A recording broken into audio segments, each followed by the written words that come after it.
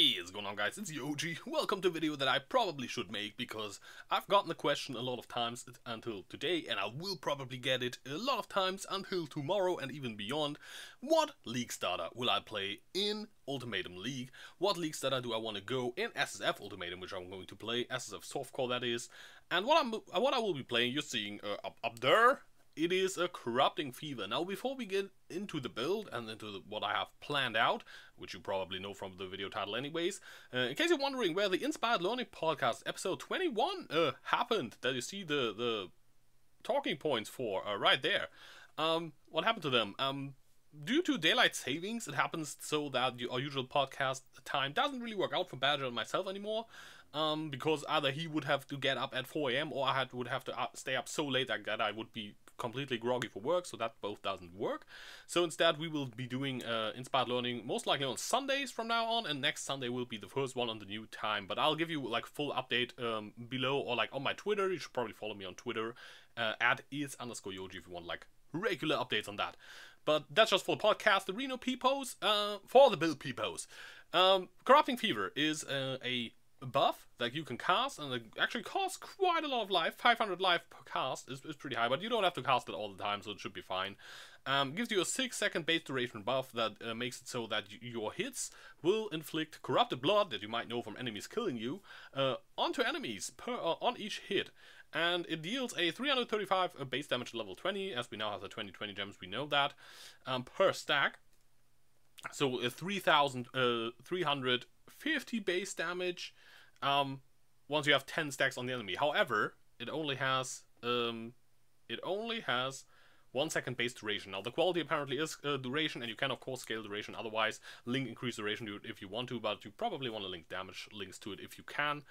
And with that, it's pretty tricky to actually maintain 10 stacks on an enemy for a longer period of time, I would assume, because 1 second duration, base duration, is not very high. Plus, you would have to recast this over and over unless you're paying life. Regular paying life for skills. The buff duration refreshes after you spend a total of 205 life per, in total per like overall of your skills. So, there might be some ways around that, because I don't think it will be very quality of life to recast it all the time. And one way to around that would be the new blood magic, which is life tap, which gives you roughly 30% more damage to all hit skills. By the way, this is pretty good. Gives a 200% mana multiplier, so doubles the skill's mana cost base just from this support plus other supports, and gives you a life tap buff. And that's basically a one way. I'm thinking I might be linking that to my Leap Slam, because I used to have Leap Slam on blood magic a lot of the times anyways, because that way it's easier to sustain, because you don't regen as much mana as you jump around on a melee character. So as you can already hear, it's going to be a melee character. So what have I planned? As you might have noticed from the patch notes or these overview, there is somewhere in here a skill called Bladestorm. And Bladestorm got a new modifier. It now has a 108 more damage with bleeding while in blood stance modifier on here. Bladestorm also has 50% less damage with hits and ailments, which, by the way, does not apply to Corrupting Fever, because Corrupting Blood is not an ailment, it's not a bleed. It's just physical damage over time. So that doesn't apply. The more damage with bleed also doesn't apply.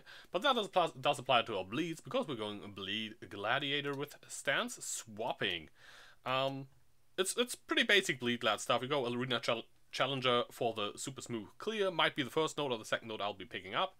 Then Blood in the Eyes might be, depending on how the damage is, the second node that I'll be picking up. I might be picking up Blood in the Eyes if I feel like I need a bit more damage and I need a bit more consistent bleeding early on. And if I make it to normal lab and I realize I'm fine on that, I'll pick Arena Challenger up for the clear speed.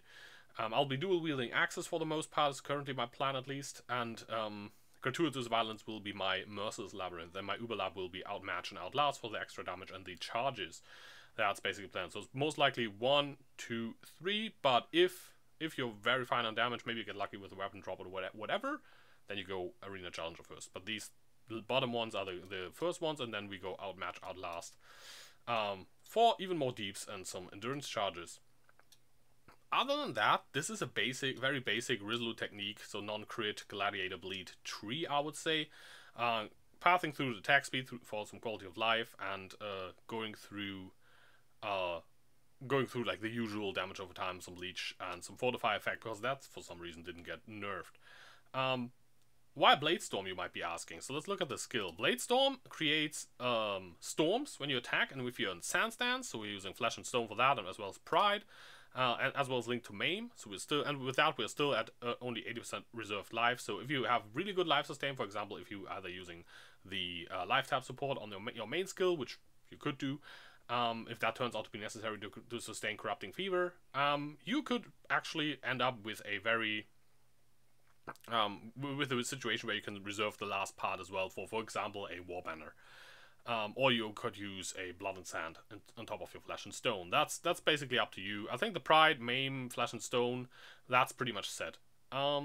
Yeah, Bladestorm. Why are you using Bladestorm? So Bladestorm creates storms whenever you hit. In Sand Stance, it creates sandstorms which move around, seek out enemies, and damage them, as well as give you like a speed buff when you go through them. And on Blood Stance, they are stationary, but they deal more damage with bleed now, and they hit quite a lot. So with these, sustaining the charges and building up charges on enemies, Crimson Dance bleed charge stacks as well as stacks of Corrupting Blood should be extremely easy and it's extremely efficient. So I'm thinking this might be a really cool build. Now this won't be a bossing build, this is mostly a very fast clearing build, but I have my hopes up that this build should very much be enough to get to like through the mapping system and to like endgame, but this will mostly be a mapping build. Is what I assume, because Bladestorm is a fantastic melee mapping skill, a fantastic clearing skill for melee. It's not a bossing skill by any means, but yeah, if this turns out, by the way, this is a bit of an experimental starter, if this turns out to be not that great, because there was a huge nerf to bleeds, which is the Elder mod that gives you 6% chance of your bleeds to deal double damage on hit with his weapon, doesn't exist anymore, which was a huge, basically halves the damage of like bleed builds and prolonged fights if you play well. That was a pretty huge nerf, but I'm banking on the Corrupting Fever if you can actually keep that thing up to mitigate and negate that nerf and to actually make this archetype still viable. If this doesn't happen to be the case, you can easily respec this into like an EQ Slayer or VAR Ground Slam Slayer. That shouldn't be a problem, but take this with a grain of salt. This is my starter for solo self-found. I'm fine with failing an experimental build. It's using a new skill. That's always experimental. If anyone tells you their rebuild or their whatever new skill they're using build is not experimental, an experimental starter, and it's safe to start, I think they're bullshitting, honestly. And I don't think that's cool. Same with like build guys that come out before patch notes. But let's not get into that today. That's a rant for another video.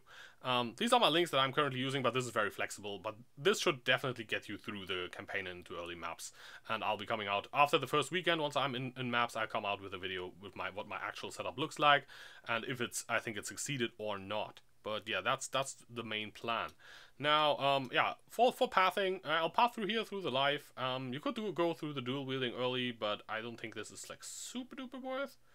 Might be good, but I think it's better to path this way. You can pick up Leech later, don't pick this up too early. Leech doesn't do much early. Go through here and pick up the Bloodletting Cluster, then I'll path down here, just all the way here. You can pick up Call to Arms once you get Enduring Cry. Just slap that on your left click and you should be really smooth sailing through the whole leveling process with that sustain. The Bleed Cluster here got removed, but we'll see where that went. And then I'll go up here and pick up RT. If you happen to find like a really good sword, for example, or whatever, don't go the Axe Cluster for leveling. You could pick up the sword bleed nodes instead and be completely fine with that. But if you use a loot filter that mostly shows axes, just you can pick up this early. But first, Resolute Technique, and then go up here, pick up all this physical damage over time, because that scales the Corrupting Blood as well as your bleeds, and then you can also pick up Dirty Techniques for damage, and then you fill in life and fortify effect as you go. You can pick up some axe AoE, which is really nice, and that doesn't belong here. And then Leech, once you have good damage, you can also grab here. The tree is like very life heavy. It's a very tanky build. We have like 185 life, which for softcore is high life percentage, I would say. And then you can fill in the endurance charges and the frenzy charges once you get outmatch, outlast. So this is definitely what you would like pick rather late in comparison to a lot of the other stuff. And yeah, basically whenever that's how I do it. Whenever I feel I need tank stats, I pick up like some fortify effect, some life. Whenever I feel the need for damage, I pick up like some damage. You could do like a medium threat of hope here, but I'm not sure if it's worth.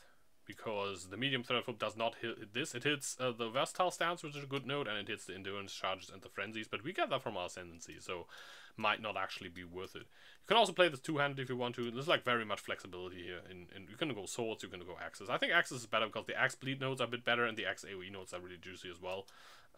There's brinksmanship also for some AoE. And I think overall it's a very versatile tree that you can like basically spec into a lot of other things, because this is the area where most melee builds are anyways.